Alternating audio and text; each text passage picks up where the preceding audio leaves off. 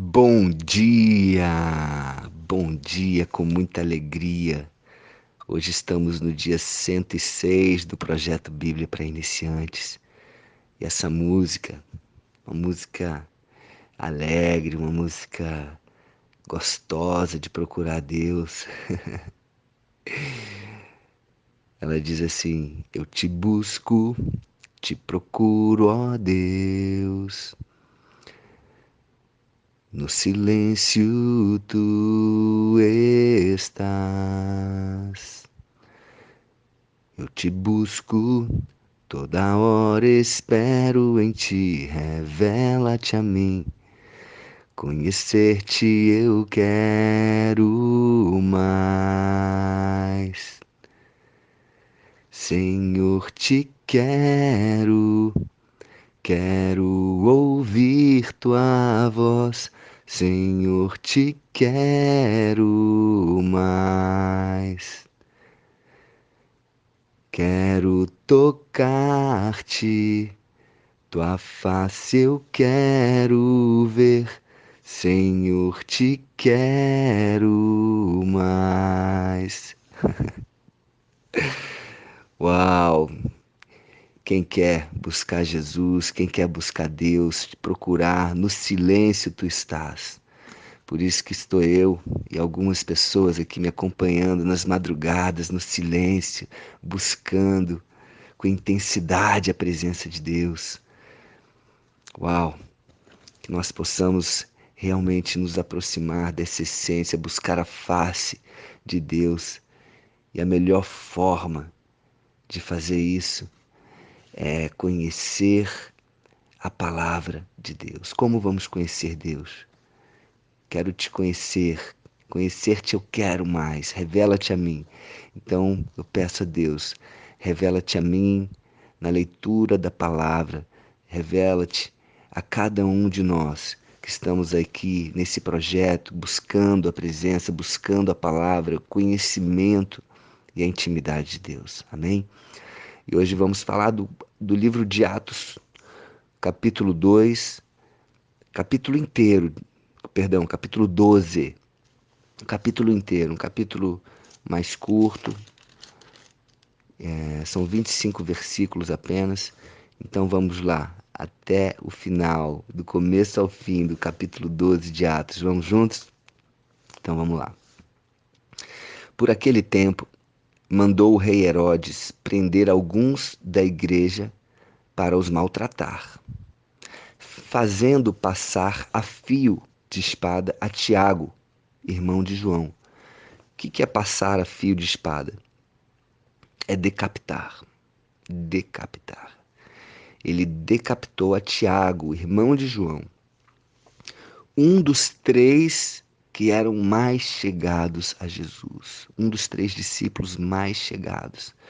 Lembra que Tiago esteve com João e Pedro no Getsêmani, esteve com João e Pedro na visão que Jesus teve no monte, onde eles viram ali Elias e Moisés, né, aquelas falando que queriam fazer mais uma tenda, uma terceira tenda para Jesus.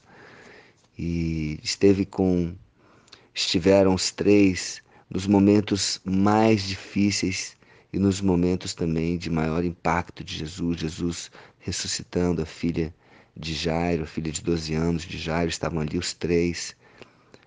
E, enfim, triste isso, né? Então Herodes estava ali maltratando aqueles que eram da igreja, os cristãos, agora já chamados cristãos, né? Já chamados cristãos, já eram reconhecidos como cristãos, e ele maltratava, e ele matou ali, decapitou Tiago, irmão de João. E vendo isto ser agradável aos judeus, ele prosseguiu. Ele queria agradar o povo, viu que aquilo ali agradava e continuou e prendeu também a Pedro. E eram os dias dos pães asmos. Tendo feito prender, lançou-o no cárcere, entregando-o a 4 escoltas de 4 soldados de cada uma. Ou seja, eram 16 para o guardarem. Imagina a importância desse prisioneiro, hein? Imagina a importância de Pedro. Eram 16 soldados só para guardar Pedro, tensionando apresentá-lo ao povo depois da Páscoa. Ou seja, a intenção de Herodes era fazer algo assim, né? Apresentar ao povo e depois matá-lo diante do povo. Uma coisa absurda, né? Uma coisa macabra. E por isso ele colocou tantos soldados ali porque ele queria fazer uma coisa grande ali com Pedro. Porque Pedro era o nome maior de todos os cristãos da época, era Pedro, né? Talvez o mais famoso ali, vamos dizer assim. Pedro, pois, estava guardado no cárcere, mas havia oração incessante a Deus por parte da igreja a favor dele. Vamos lá, vamos prestar atenção nesse versículo. Havia o que, gente? Havia oração incessante a Deus. Como lá em Tessalonicenses diz, orai sem cessar. Havia oração incessante por parte da igreja. A igreja que é o corpo de Cristo, que eram as pessoas que estavam ali orando, orando, orando incessantemente a Deus por Pedro. Ou seja, a igreja não ficou parada. A igreja, as pessoas não ficaram com medo. Meu Deus, o que vai acontecer? Eles ficaram orando, em oração. Eles acreditavam no poder da oração, da intercessão através da oração. Eles estavam ali orando, orando, orando, incessantemente, 24 horas por dia. E quando Herodes estava para apresentá-lo naquela mesma noite, olha só, Herodes já ia apresentar, já tinha passado, né, os dias, e estava ali. E Pedro dormia. Pedro estava dormindo entre dois soldados. Olha só, dentro da prisão, Pedro dormia entre dois soldados. O negócio ele estava, olha só, gente, olha que absurdo. Ele estava acorrentado com duas cadeias, estava dentro da cela, existiam mais dois soldados e fora da cela existiam sentinelas que estavam à porta guardando a prisão, guardando o cárcere. Olha o esquema de segurança total ao qual Pedro estava submetido. Eis, porém, que sobreveio um anjo do Senhor, e uma luz iluminou a prisão. E tocando ele o lado de Pedro, ou seja, o anjo do Senhor tocando a Pedro, o despertou, dizendo: levanta-te depressa. Então as cadeias caíram-lhe das mãos. Ele foi liberto naquele mesmo momento.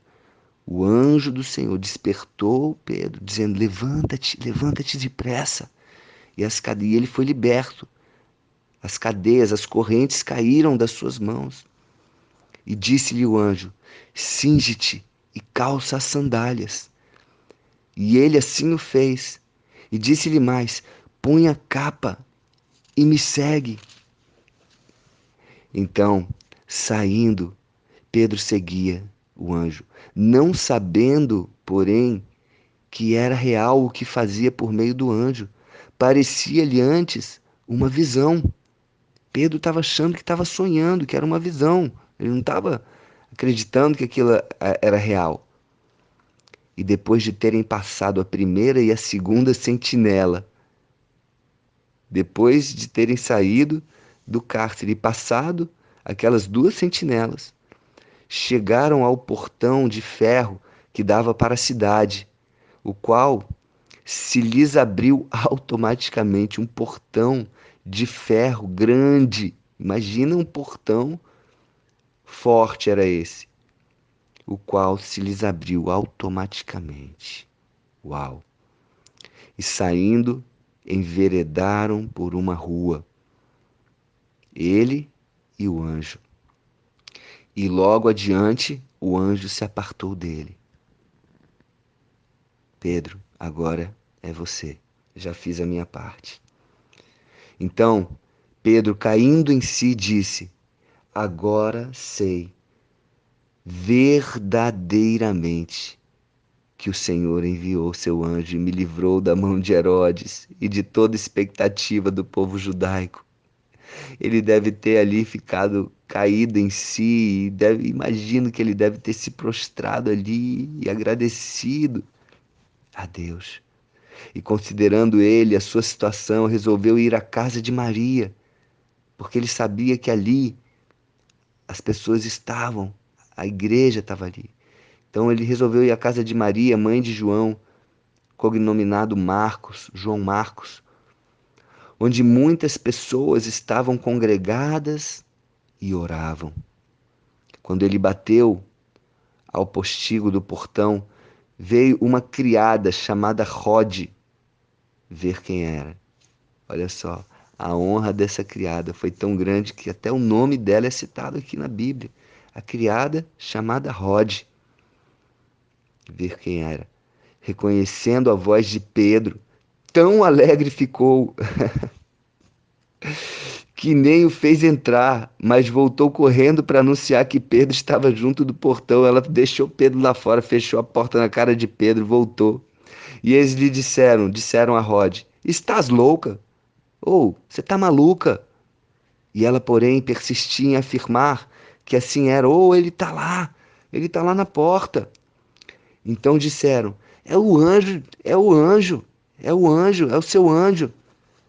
Entretanto, Pedro continuava batendo. Pedro estava lá, pá, quase espancando a porta, batendo. Então eles abriram e viram-no. Uau! E ficaram todos atônitos. Pessoal, imagina essa cena. Que loucura! Eles estavam ali orando por Pedro. Já haviam passado, sei lá, 4, 5 dias, quantos dias tinham passado. E eles estavam ali orando sem cessar, orando sem cessar. E vem Rod com essa notícia: olha, Pedro tá lá na porta, tá lá na porta. Tá maluca, meu filho? Ô, deve ser um anjo de Deus, deve ser um anjo batendo na porta. Foram lá e era Pedro. E ali eles ficaram atônitos. E Pedro, porém, fazendo-lhe sinal com a mão, fala: cala a boca, deixa eu explicar. Contou-lhes como foi que o Senhor o tirara da prisão e acrescentou: anunciai isto a Tiago e aos irmãos. E saindo, retirou-se para outro lugar. Para outro lugar. Sendo já dia, houve não pouco alvoroço entre os soldados sobre o que teria acontecido a Pedro. E Herodes, tendo-o procurado, não o achando, submetendo as sentinelas a inquérito, ordenou que fossem justiçadas. Com certeza ali ele pegou pesado com aquelas sentinelas, porque ele botou 16 soldados, lembra? Foram 16. E mesmo assim não deram conta de manter a Pedro preso. Acho que ele já devia imaginar que o poder de Deus era tão grande, por isso que ele colocou tanta sentinela, tanto soldado ali para prender ele. Só que pode botar quantos forem. Quando Deus está comigo, quando Deus está com você aí, e é da vontade dele, meu amigo, pode botar o que for. Pode botar o que for. A liberdade vai vir, o milagre vai vir, o mar vai se abrir. Lembra lá do o povo saindo do Egito e indo para a terra prometida? Estavam ali frente ao mar vermelho e o exército do Egito, o exército de Faraó, o exército do Egito vindo ali, e eles ali desesperados, e o mar se abriu. As correntes caem, o mar se abre. Quando Deus está na frente, nada pode impedir. Nada pode impedir. Deus é o Todo-Poderoso. Ele vai fazer o mar se abrir, ele vai fazer as correntes caírem. Então não temas, não tenha medo, porque Deus é com você. Você pode estar diante do maior problema da sua vida, a maior, a pior situação da vida. Você pode estar agora se vendo numa prisão, se vendo num lugar onde não tem saída. Eu declaro sobre a sua vida: vai acontecer. As correntes vão cair, você vai se libertar e a glória de Deus vai resplandecer sobre a sua vida. Amém? E sendo já dia, houve não pouco alvoroço entre os soldados sobre o que teria acontecido a Pedro. O que teria E Herodes, tendo procurado e não achando, submeteu as sentinelas a inquérito e ordenou que fossem justiçadas. E descendo da Judéia para Cesareia, Herodes passou ali algum tempo. Ora, havia séria divergência entre Herodes e os habitantes de Tiro e Sidom, porém estes, de comum acordo, se apresentaram a ele. E depois de alcançar o favor de Blasto, camarista do rei, pediram reconciliação, porque a sua terra se abastecia do país do rei. Então eles pediram ali um acordo, né, os habitantes com Herodes. E em dia designado, Herodes, vestido de trajo real, imagina o traje que ele estava, um traje diferenciado, aqueles trajes todos brilhantes, assentado no trono, dirigiu-lhes a palavra. Diz aqui a explicação que contextualiza que ele estava com uma roupa que, quando resplandeceu a luz do sol, aquilo ali brilhou, brilhou. E nessa hora o povo clamava: é a voz de um Deus e não de homem. E imagina-se que Herodes, nessa hora, se ensoberbeceu de tal forma que ele se achou Deus. E no mesmo instante, um anjo do Senhor o feriu. E por ele não haver dado glória a Deus, por não haver reconhecido a Deus, clamado a Deus, ele adoeceu severamente. Depois de vários dias comido de vermes, morreu. Então, a soberba precede a ruína. Isso está lá em Provérbios, um livro de sabedoria.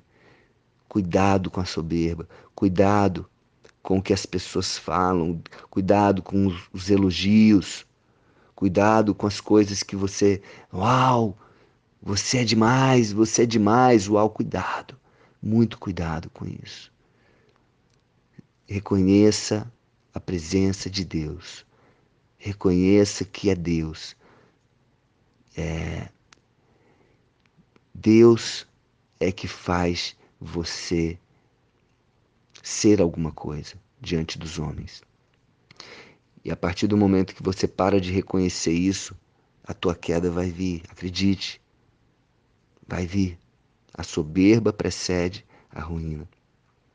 É como aquele jumentinho que levou Jesus em Jerusalém, na entrada triunfal de Jesus em Jerusalém, e ele todos clamando e aplaudindo, e ele passando com Jesus em cima dele, e todos aplaudindo, colocavam tapetes e jogavam ramos sobre Jesus, sobre o jumento, e o jumento estava todo ali se achando o máximo. Uau, uau, olha só, eu sou importante. E aí ele estava ali todo feliz, se ensoberbecendo, imagina assim, uma história, uma metáfora. E de repente, quando Jesus sai do jumentinho e vai, o jumentinho fica ali e não tem mais nada, não tem mais glória, porque enquanto Jesus estava sobre a vida do jumentinho, as pessoas olhavam e clamavam e percebiam algo. Quando Jesus sai do jumento, não tem mais, ele está ali quietinho. É assim, na minha e na sua vida. Enquanto eu e você temos a presença de Deus, nós podemos ser exaltados, podemos ser glorificados. E essa glória não é nossa, acredite. Essa glória não é minha, não é sua. Jesus é o único digno de toda honra e toda glória, todo louvor e toda adoração. Então, você pode brilhar uma luz, só que essa luz é o reflexo da luz de Deus. Nós não temos luz própria. Não temos. E Herodes ali brilhou. E quando ele brilhou, o povo falou que ele era Deus. E quando falou que ele era Deus, ele esqueceu de atribuir a glória a Deus. E quando ele fez isso, a sentença foi imediata. E ali ele expirou. Ele foi comido, ele foi ferido pelo anjo do Senhor, adoeceu e depois morreu. Prestem atenção nisso. Amém? E Barnabé, versículo 24. Entretanto, a palavra do Senhor crescia e se multiplicava. Então, por mais que a intenção de Herodes era parar com o crescimento e a multiplicação dos cristãos ali, da palavra, ela crescia e se fortalecia e multiplicava cada vez mais. Não há como. Não há como. A palavra de Deus, a palavra de Jesus, ela vai crescer e vai se multiplicar cada vez mais. Porque a palavra tem poder. É uma rocha, é sobre a rocha. É um castelo, é uma casa construída na rocha, não é na areia. E que você e eu possamos construir os nossos projetos nessa rocha, que é Jesus. Nesse alicerce sólido. Amém? E Barnabé e Paulo, cumprida a sua missão, voltaram de Jerusalém, levando também consigo a João, apelidado Marcos. E aqui termina o capítulo 12 do livro de Atos. E amanhã vai ser fantástico. Capítulo 13. Estamos juntos, vamos a Bíblia toda. Novo Testamento, depois o Antigo Testamento juntos. Amém? Um beijo no coração. Hoje foi especial. Hoje nós falamos um capítulo inteiro da Bíblia. Então você pode se sentir aí vitorioso, vencedor. Um beijo no coração. Que Deus abençoe um dia maravilhoso na presença do Senhor. E continue buscando a presença de Deus com toda a intensidade do seu coração. Do seu coração.